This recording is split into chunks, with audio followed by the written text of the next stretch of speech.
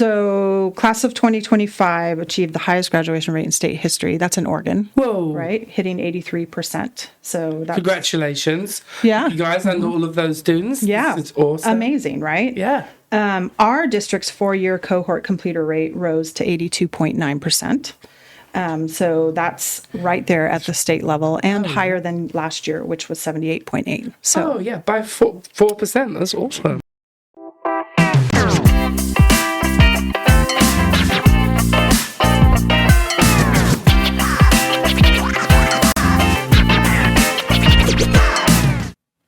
Hello, welcome to the CCC News podcast. I'm Robin. I'm here with North Wasco School District's dream team, Dr. Carolyn Bernal, Dr. Allie, Ivey, and Stephanie Bowen. Welcome to the podcast. thank you so much. It's a pleasure to be here. It's really great to have you. I appreciate the dream team. Yeah, That's a great start. that's great. That is a great start. You guys give me some bits of numbers, and this is so exciting. I'm really excited you're here. This is great. Well, it's kind of a good time in the year. Summer terms just started, right? Or the third trimester. Spring term. Spring term, thank you. Trimester 3. Trimester number 3 has just started, which is the one with the most outside sports, my favourite. You Yes. know, it's the ones with some music and some performances going on, which is always really exciting. The one that always flies by. flies by real fast. Call it sprint to the finish because it just literally flies by and the schools are just full of so many activities, It's just, things happening. yeah, it's completely impossible to keep up if you don't Mm-hmm. either have a child in the school or you're in the school yourself. It's just, from someone on the outside, it's like, wow, that's a lot. Well, and you mentioned sports and spring sports this year. We have 2 new sports. Not sure if you knew that, but we I have don't. boys volleyball and girls flag football. That's really exciting. Yeah, they're really Super cool. exciting. And boys volleyball actually has a game tonight. They do. I believe it's their first game. Great. And here in the Dells? I think So I'd have to check. That's exciting. Go check first game it. tonight. Yeah, go check the listing, guys. I'm sure it's on one of the pages somewhere. The Riverhawks have like a website with some. so the Riverhawks, they actually have their own athletics page yeah, too. So you can go there and follow all along all the updates. They're pretty good about saying when the games are and what scores are and all the fun. That's great. That's great. So I wanted to talk about you guys doing really well on a whole bunch of different things. My dog's just brought himself in, but that's okay. Joining the dream team.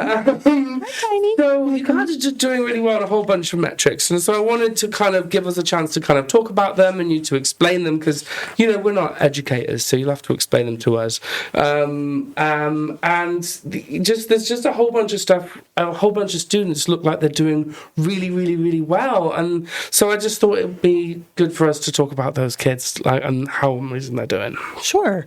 Well, maybe we'll start by saying there's 5 measures that school districts are measured by. They used to call them LPGTs, which is longitudinal performance growth targets. Now they're just PGTs, performance growth targets under the new Accountability Act. And so there's 5 measures: 3rd grade reading, 9th grade on track, 4-year graduation rates, 5-year completion rates, and then regular attender data. So those are the 5 measures we're currently being measured upon.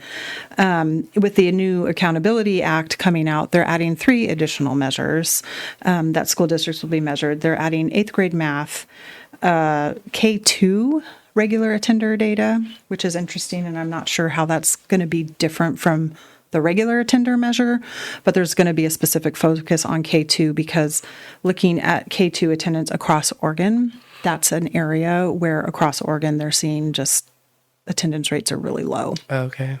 And it's actually the place where we need kids to be coming because that's their emergent years of learning how to read. Yeah, foundations, right? Yeah, all the foundational skills. Yeah. So, and then the 8th measure will be a local measure, and there's 5 different ones that school districts will get to choose one.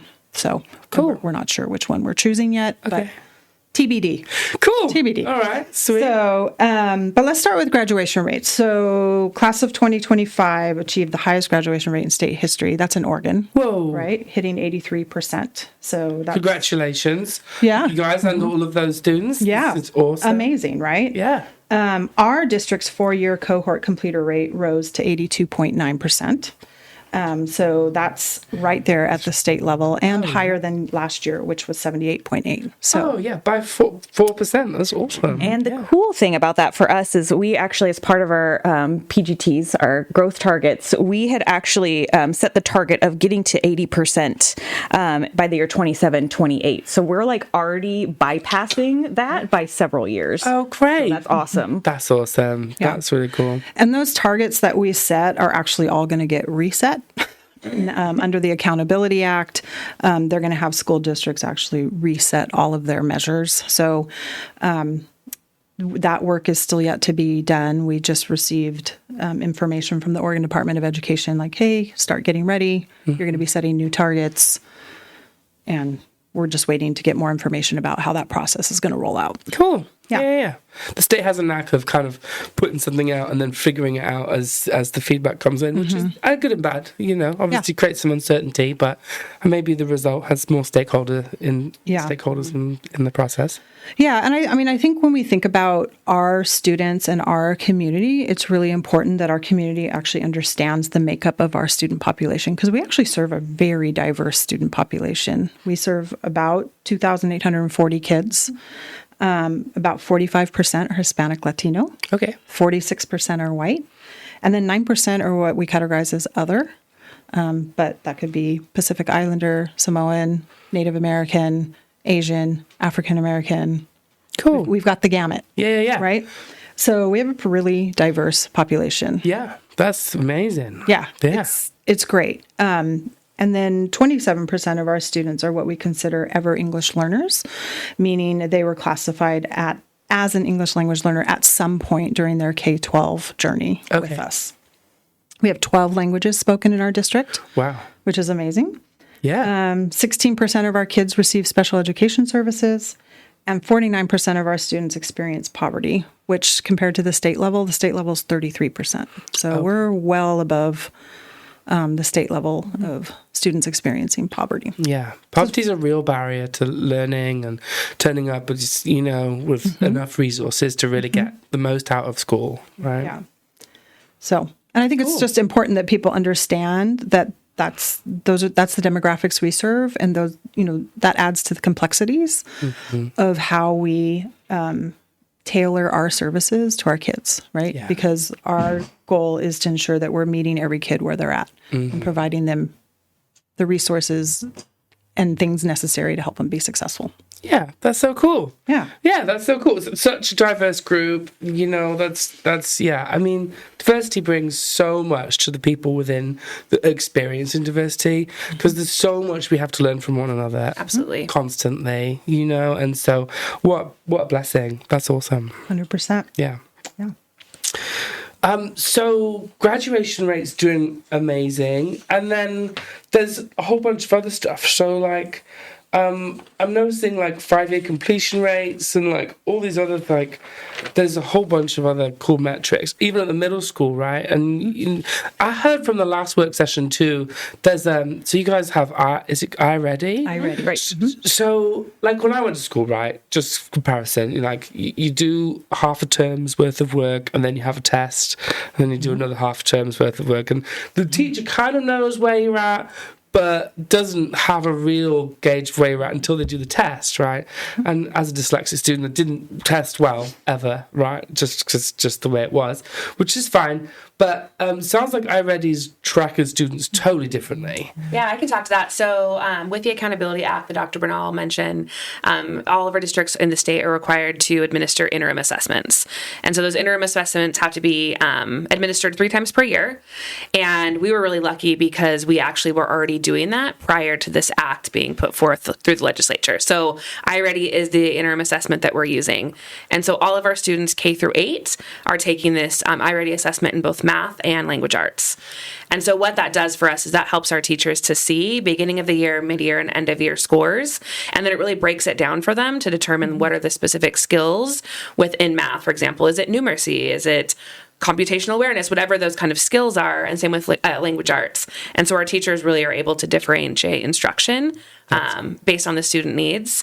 And we're really excited we're going to share tonight, but we have iReady scores for all of our students, like a growth measure from fall to winter. And every single subgroup at every single school grew in both math and language arts. That's awesome. Yeah. So we're really excited. Yes. That's cool. Yeah. Yeah.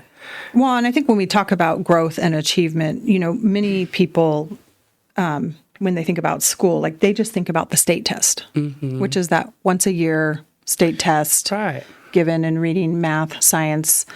And I think people often think that that's the measurement of success for school districts, right? Well, yes, it's one measurement, but the really in-depth interim assessment data that we're looking at, that's where the real growth is, right? Like we're seeing kids making 2 and 3 years of growth in a year. Wow, that's cool. Which is amazing. Yeah, that's amazing. And maybe when they take the state test, they're still not proficient, but they've made 3 years of growth. Does that make sense? Yeah, and catching up is incredible. such a hard thing to do, right? In all contexts of life, It is. especially in education. And especially when we get to like middle school students, right, who they might not have had those foundational skills. And so the fact that we're seeing such growth in middle school is just incredible. And it really shows like the work that teachers are doing to be able to support their students. And it's just nice to be able to see that because I think, as like I spent most of my career as a teacher, and even though we know that assessments don't measure the whole student, it's still hard to see assessment scores not growing when you know that students are working really hard. And so this is just a great measure for our teachers to really be able to just celebrate all the work that they're doing in their classrooms and all the work that students are doing. That's awesome. And then having a bit more information about exactly where to help students and how, I think, is also the key piece, right? Absolutely. Because it's all foundational learning. It's all building on each other. So if you miss a foundation, you just kind of can't continue to build on it, right? And so having those little interventions are really helpful.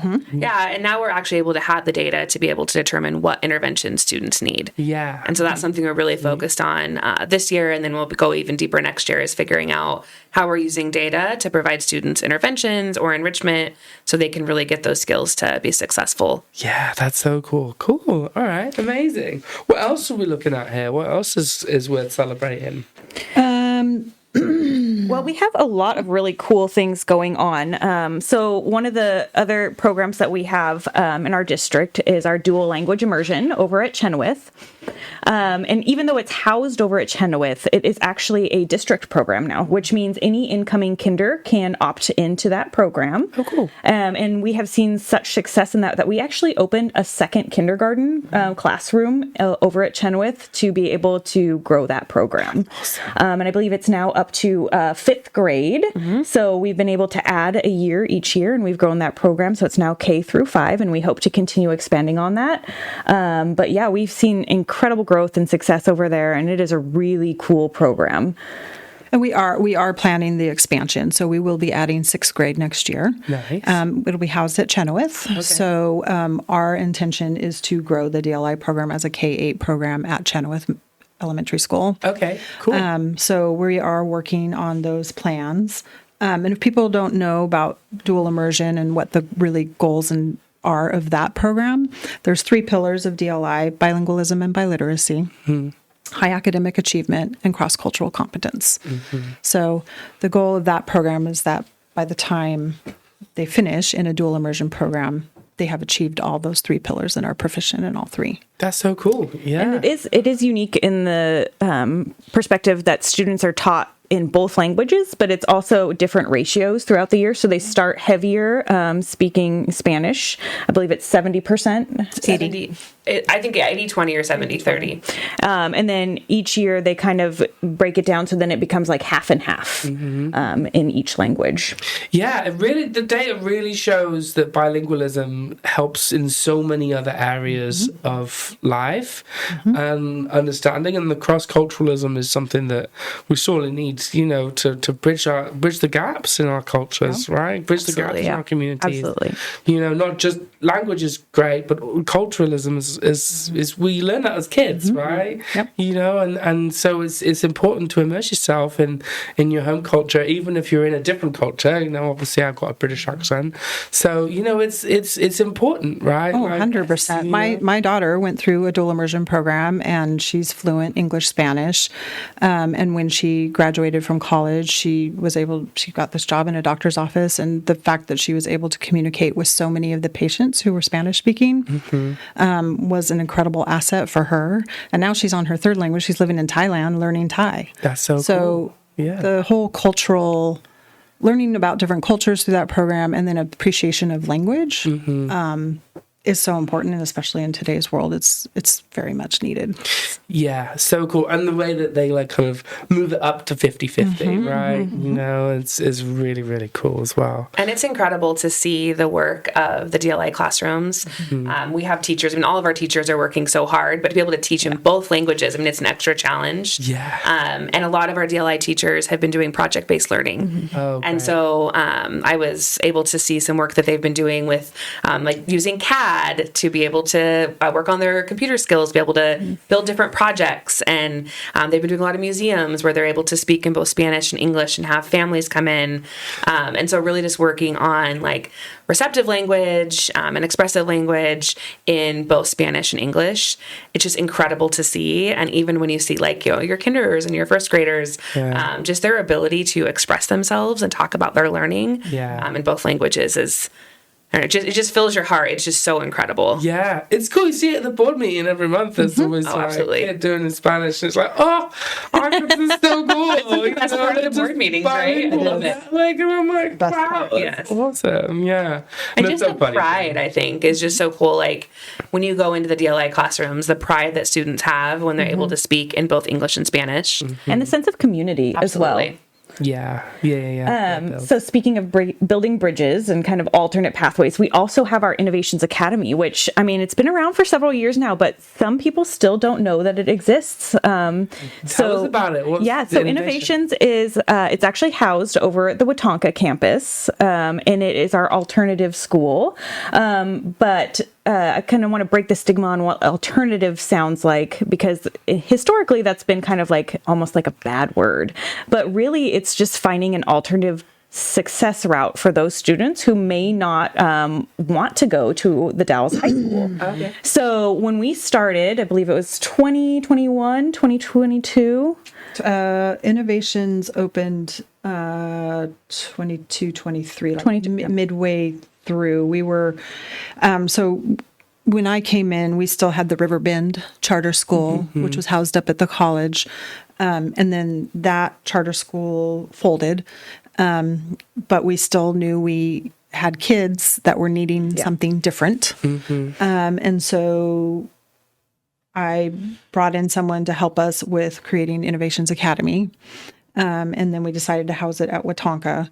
And from there, it's grown. I mean, because grown Substantially. We started exponentially. We started with about 30 kids. Okay. And now we have over 100 in person and over 215 online Oh, students. wow. So And online is K-12. Okay. And the in-person is just high school 9-12. Okay.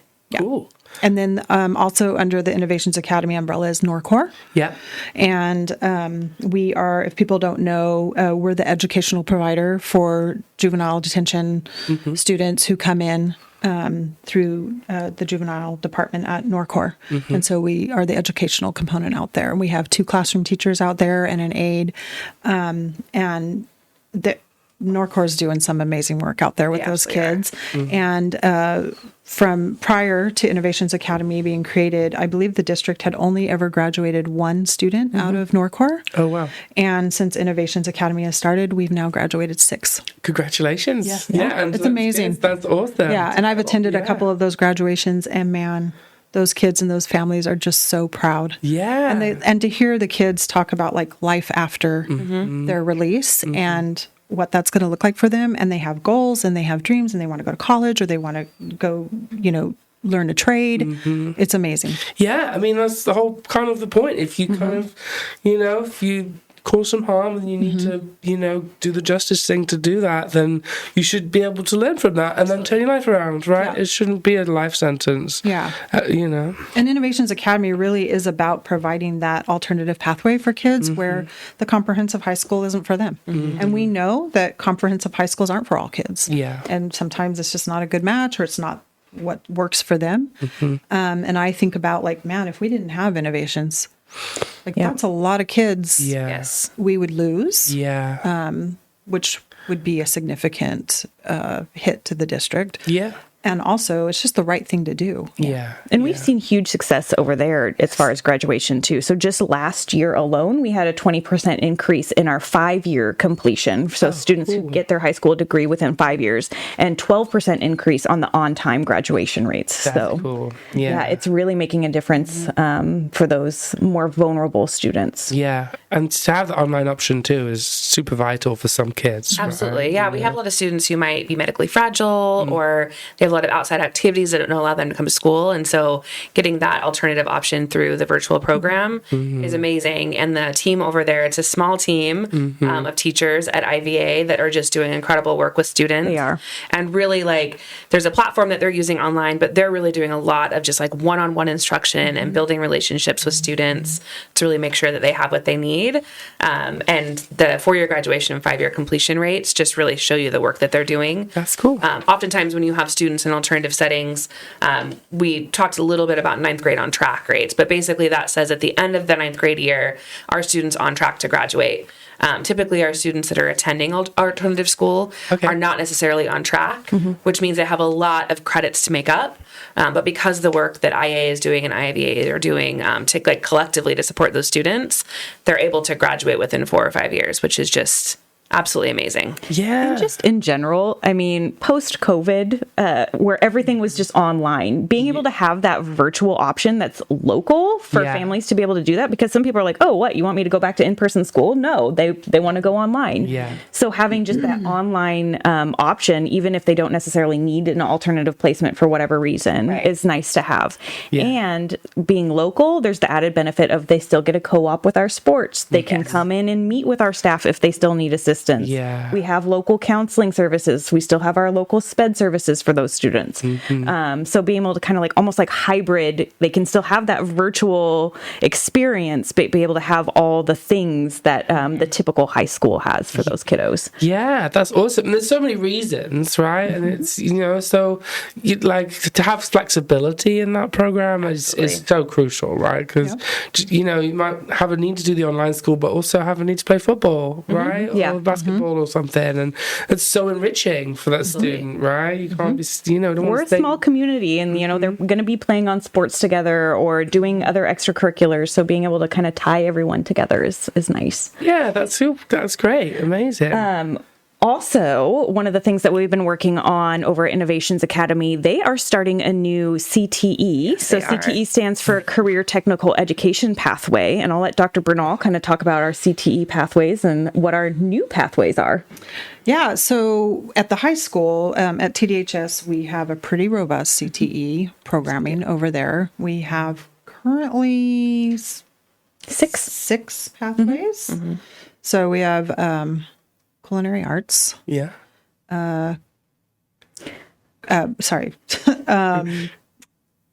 Construction, mechanics. Yeah. We have the welding. We have graphic design, Mm-hmm. and then I believe Computer. We have Computer science. computer we science, have computer, and we have a sports medicine. sports medicine, health. CTE. Yes. So really excited about that because we have a very robust CTE programming led by a lot of really amazing CTE teachers doing great things with kids, a lot of hands-on learning and things happening there. The culinary arts is my favorite because I get to go judge the contests where like the cake contest competition, and it's always it's totally will. It's so fun. Us to be invited. So So like send out the invite. I'm like, I'm in. I would just like to say I didn't get invited to judge this year, and I'm still a little bitter about it. All district email. You should have got it. Anyway, so yeah, and then one was like a pasta contest, and like they make the pasta from scratch. Oh, And wow. they usually have a gluten-free competition too. Okay. So And they come up with some pretty creative things. so cool. recipes. Yep. Yeah. When we had a meeting at the high school last year for the intensive program, and the culinary arts students actually Made the catered dinner. it, and it was incredible. I mean, I love it. I cannot cook that way as an adult. I can't even imagine. I love it. You should have like one of those fans like McDonald's has that shoots all the smells Yeah. out through the screen, you know? You're Yeah. walking by that.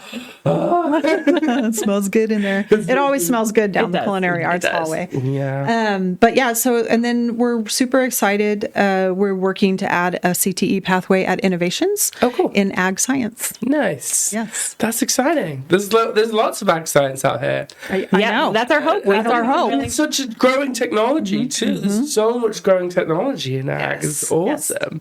Yeah. Yeah, and drones and just like understanding how much water is actually in the ground versus just looking at it and being like, oh, maybe it needs 6 hours of watering today. You know, there's a lot of science that needs to happen there to really, you know, just protect our soil, right? And so that's really exciting. Super excited. And it's a lot of work to get a CTE program started. But we have an incredibly passionate teacher at Innovations Academy who is just working really, really hard to make sure that we can bring the work to our students. And, you know, she talks a lot about the work that she did growing up doing ag science and really wanting to have our innovation students have access to all that learning. Really, all of our CTE, you can tell that they are doing that because it's a passion. Absolutely. Yeah, they are so amazing at what they do. And all the kids just benefit from that passion and being able to bring that and those different pathways to our kids.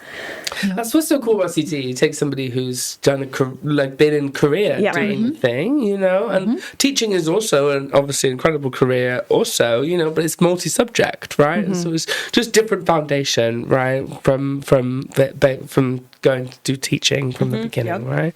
So that's so cool, so enriching. Part of the recipe of success. Yeah, Have a passionate definitely. teacher. Yeah, exactly. So as we're kind of coming to the last of the year, what should we be looking out for before? Scholarships and Yes. graduations are just around the corner. So I know that scholarship night is coming up. Great. And I don't want to spill the beans too much, but I know we have over 50 kids kind of slated to get scholarships at the upcoming scholarship night, which is exciting. That's exciting. And then we just had a few students at the Dallas High School that were awarded some pretty prestigious scholarships. So if you want to read more about those, I don't know how much time we have, but we have highlighted all of those, 3 of them, that have gotten some really incredible scholarships. And I think there's some articles out in the CCC News on those. Oh, we wrote about them. That's so cool. Yeah, I should totally know that, of course. No, I do remember that. And there's a couple of people that have got really amazing, super prestigious ones, right? Yeah. So we had 2 of our seniors receive the OSU Presidential Scholarship, and we're the only school in the Eastern Oregon side to have 2 selected. That's awesome. And they're both which is going into amazing. engineering at OSU. Yep. awesome. And then we had another senior receive the OSU Catalyst Scholarship, which is a specific scholarship for engineering. And that student was one of 15 in the state of Oregon Cool. to receive that scholarship. So super exciting. We have our student representative on our school board, Raphael, and he's going to be headed off to Dartmouth. That's exciting. So yeah, I mean, we've just got kids that are doing some amazing things and going places, and it's exciting. That's It's great. exciting to see. Yeah, look out for that, folks, on scholarship night and graduation. It's always a good one. Yeah. Yeah, at graduation, I always do a highlight reel of like all the senior class and like what was all the stats on them. And Yeah. it's fun to listen to Yeah. and read about just each senior class and how amazing they are. Yeah. Because they're all doing different things, right? And not all of them are going to college. Some of them are off to like trade schools, and some of them are off to the military, and some of them are, Yeah. you know, have other dreams and goals. And but it's cool. Yeah, some people go and come back. Some people Absolutely. go to college and go somewhere else and then come back. And Yeah. we all have a different path. That's so cool. Yeah. Well, thank you so much for coming. Did we forget anything? Did we miss anything out? I don't think so. I think we got it all. Thank you so much for coming. I really appreciate you coming and telling us about what's going on and celebrating the hard work that's going on in our schools. And Thanks for having us. Yeah, thank you. It's our pleasure. Yeah. Anytime. Thank Oh, you. and we have someone here to We say do. goodbye. Cue the dog. Hi, sweetie. Thanks so much. Like and subscribe at cccnews.com. Hi, sweetheart.